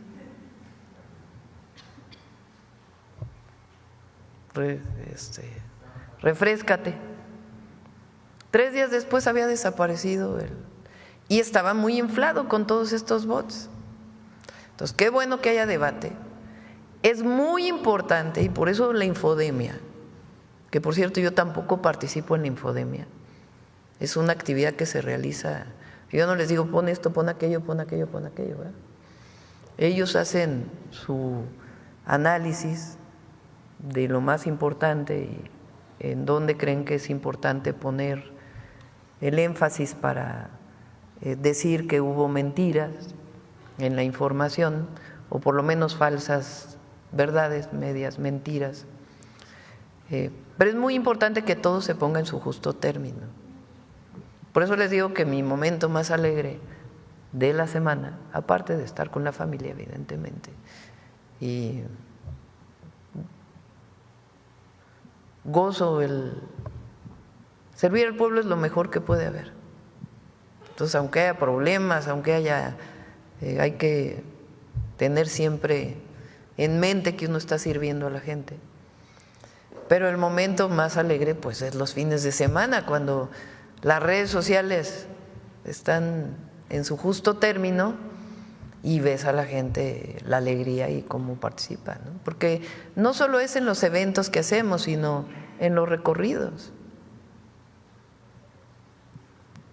Hablando de infodemia, justo ayer se puso de moda, por lo menos 24 horas, la herramienta de inteligencia artificial de Grok, la de Twitter, y se estuvo usando para desmentir mucho, en ambos lados, todo tipo de ideología, pero sí se notó que hubo un punto en el que pues, los principales personajes desinformadores profesionales, yo les digo los activistas del derecho a la desinformación, que se estaban peleando con Grok porque al final es un robot. Y les mostraba evidencia de que lo que estaban diciendo era mentira. Y yo estaba extasiado porque decía, van a decir que es un palero, o sea, que Grok es un palero que le paga a alguien, van a decir que es un hipócrita, que es un incongruente. Pues no había forma de desmentir mediante falacias ad hominem a un robot, por lo menos hasta ahorita. Digo, al final los insultaban al robot porque pues una desesperación muy visceral, no lo sé. Pero sí ayuda, creo yo, a quizá pensar pues qué tan bueno es el debate de uno mismo cuando no puedes atacar al argumentador y tienes que hablar del argumento. Entonces me parece que fue un ejercicio muy interesante que quizá limpió un poquito Twitter, bueno, antes Twitter, ahora X, y sí creo que evidenció mucho, o por lo menos a algunos de estos personajes. Y también a ver si traemos un experto sobre inteligencia artificial, porque la inteligencia artificial, cualquiera de estos nuevas aplicaciones o que hay, mismo de Google, ahora uno busca en Google y lo primero que aparece pues es lo de la inteligencia artificial de Google, ¿no? Y uno puede decir, bueno, pues ahí está la información. Y no, eso se construye con información de muchos lugares. No es que sea la verdad absoluta. O sea, porque cómo se construye los algoritmos que están asociados a una inteligencia artificial, pues a partir de información que existe. Y esa información que existe, pues toda en particular en temas como este caso u otros, pues hay puntos de vista distintos. ¿Qué punto de vista toma en cuenta la construcción que se hace con algoritmos de la inteligencia artificial? O cuando se le pide, a ver, hazme un ensayo de no sé qué cosa. El otro día me estaba mostrando una sobrina cómo si uno le pregunta, no sé, hazme un ensayo de no sé qué, te sale todo un ensayo. Pero ves el ensayo y dices, bueno, ¿y esto de dónde lo sacó? No necesariamente es información validada. Entonces, hoy estamos frente a un nuevo fenómeno también, ¿no? Que es la construcción de la inteligencia artificial. Bueno, mira. No, pero ahí están todas las redes. A ver si nos pueden separar Twitter, por favor. A ver si lo encuentran. Sí, sí, es la que en proporción a las principales. Ahí en el libro cuando sacó su libro la doctora Beatriz Gutiérrez Müller, el de Feminismo Silencioso, ahí viene un capítulo que habla justamente de Twitter, cuánta gente lo lee, cómo se construyen las realidades. Es bueno ese capítulo. Es un fenómeno. Bueno, es bueno el libro, pero en particular ese capítulo. Lo que es X, antes Twitter, es un fenómeno. Aprovechamos para mandarle salud. La doctora. Y en lo que proyecta la gráfica, antes de venir acá, yo hice una consulta en redes sociales y pregunté a la gente, hice una encuesta, ¿qué quieren que le pregunte a la presidenta? Fue una consulta a la inteligencia artificial. No fue ni a los bots ni a los que me convenieron. Oye, son 9:22, ni cuenta mi vida. Bueno, ya para terminar, en esta consulta a like alzado que hice en redes, pues la pregunta de mucha gente es ¿cómo va el tema de las 40 horas? Es una de las dudas que me dijeron, no te pido, te exijo, Poncho, que le preguntes a la presidenta. Si nos puede. Se está trabajando, vamos a pedirle a Marat, se está trabajando en la idea de buscar un esquema que pueda ser consensado. Si no, de todas maneras se va a plantear la propuesta. Pero Marat va muy avanzado en ello y ya pues en su momento lo plantearíamos. Muchas gracias. Pero sí se está trabajando. Bueno, ya vámonos con Infodemia. Ahí está. ¿Esa de quién es? Prime Web, ¿esa quién es? Bueno, 18% Twitter, Facebook 90.2. ¿De qué fecha es esto? Marzo del 24, a ver si luego buscamos una más actualizada. Adelante.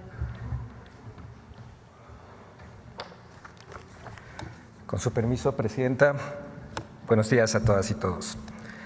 A partir de hallazgos realizados por un colectivo, medios de comunicación, comentaristas y políticos de oposición han construido una narrativa que constituye una verdad mediática sin importarle los indicios jurídicos. Desde los estudios de televisión y las redacciones repiten la narrativa injerencista del narcoestado. ¿Qué buscan los políticos de oposición al hacer uso político de la tragedia y del reclamo de justicia? ¿Ya olvidaron cuando aplaudieron la política de la supuesta guerra contra el narcotráfico encabezada por quien hoy está encarcelado en Estados Unidos precisamente por narcotráfico? ¿Qué persiguen quienes actualmente repiten falsas narrativas y en el pasado aplaudieron la creación de verdades históricas? Veamos el video de esta semana.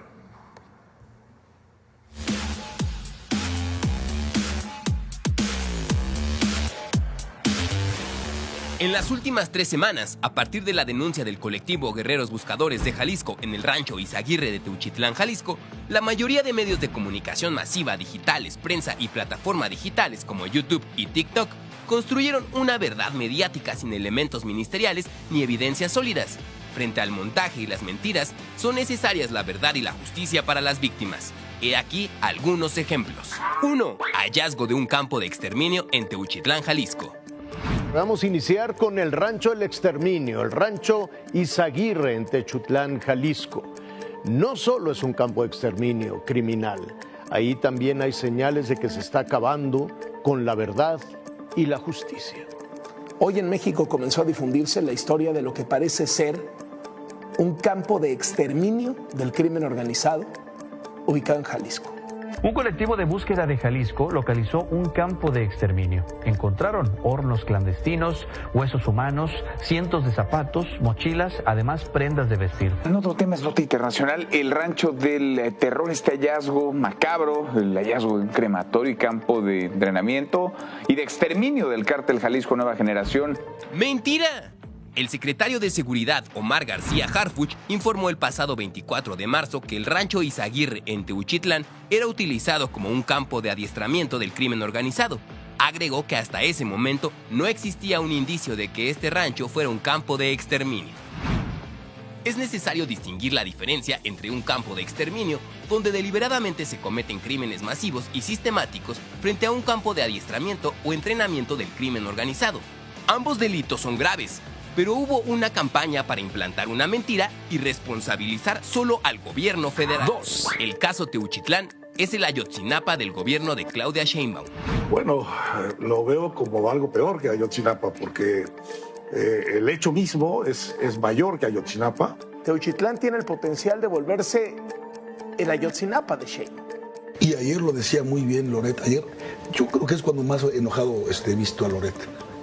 Estuvo de veras al punto del coraje, del llanto del coraje, y decía, lamento decirlo, señora Sheinbaum, pero ya le llegó su Ayotzinapa. ¡Mentira! A diferencia de lo ocurrido en Teuchitlán, la desaparición de los 43 normalistas de Ayotzinapa constituye un crimen de Estado por las omisiones de las autoridades de los 3 niveles de gobierno, por la participación de agentes policíacos municipales y estatales en la desaparición de los normalistas y por la construcción de una verdad histórica basada en la manipulación y ocultamiento de evidencias y pruebas. 3. El rancho Izaguirre estaba bajo resguardo de la Fiscalía General de la República. ¡Mentira! Fue hasta la madrugada del 25 de marzo que la Fiscalía General de la República pudo tomar posesión del rancho Izaguirre, luego de la detención de José Gregorio alias Lastra, acusado de encabezar el reclutamiento de personas para el crimen organizado. Esto permitió abrir una carpeta de investigación de carácter federal por delincuencia organizada. Y al tener ya una acción de carácter federal como la que ya tenemos, la madrugada del día de hoy, la Fiscalía General de la República, el Ministerio Público, la Policía y los peritos tomamos posesión de ese lugar. No habíamos podido tomar posesión porque, como bien se sabe, se estaba manejando por la Fiscalía Local. El fiscal local, después de que nos dio la autorización, dijo que yo iba a ir. ¿Cómo voy a ir a un lugar en donde ni siquiera nosotros podemos entrar si no es con el permiso de ellos? Por razones obvias. Desde el 5 de marzo, en una transmisión en vivo a través de Facebook, el colectivo Guerreros Buscadores de Jalisco explicó que contaba con el apoyo de elementos de la Fiscalía de Jalisco.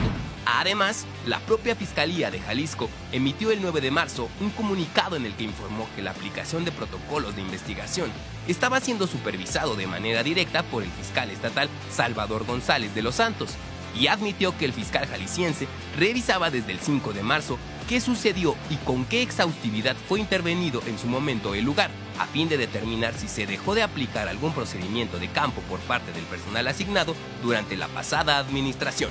Otras noticias falsas que el detector de mentiras localizó esta semana fueron las emboscadas contra elementos de la Defensa Nacional que no existieron, y más videos de la presidenta Claudia Sheinbaum manipulados con inteligencia artificial. 4. Con la desaparición del INAI, también desaparece la transparencia. La reforma que hoy discutimos no es solamente un cambio burocrático, es un ataque frontal a la transparencia y a la rendición de cuentas en México. ¡Mentira! La reforma a la Ley de Transparencia mantiene el derecho de acceso a la información pública, la publicación de obligaciones de transparencia y los medios de defensa contra incumplimiento de obligaciones. Lo que modifica es la autoridad garante. El INAI será sustituido por 18 autoridades en transparencia, una por cada poder y órganos autónomos a nivel federal, así como para partidos políticos y sindicatos. 5. Elementos de la Secretaría de la Defensa Nacional emboscados en Chilchota, Michoacán en 2025. ¡Mentira! El video que circula en redes sociales corresponde a enero de 2023, cuando la Secretaría de la Defensa realizó un operativo para capturar a Ovidio Guzmán en Culiacán, Sinaloa. 6. La presidenta Claudia Sheinbaum criticó a la cantante Ángela Aguilar. ¡Mentira! El video original corresponde a la Mañanera del Pueblo del 13 de febrero de 2025, donde la mandataria no hizo mención alguna de la cantante mexicana.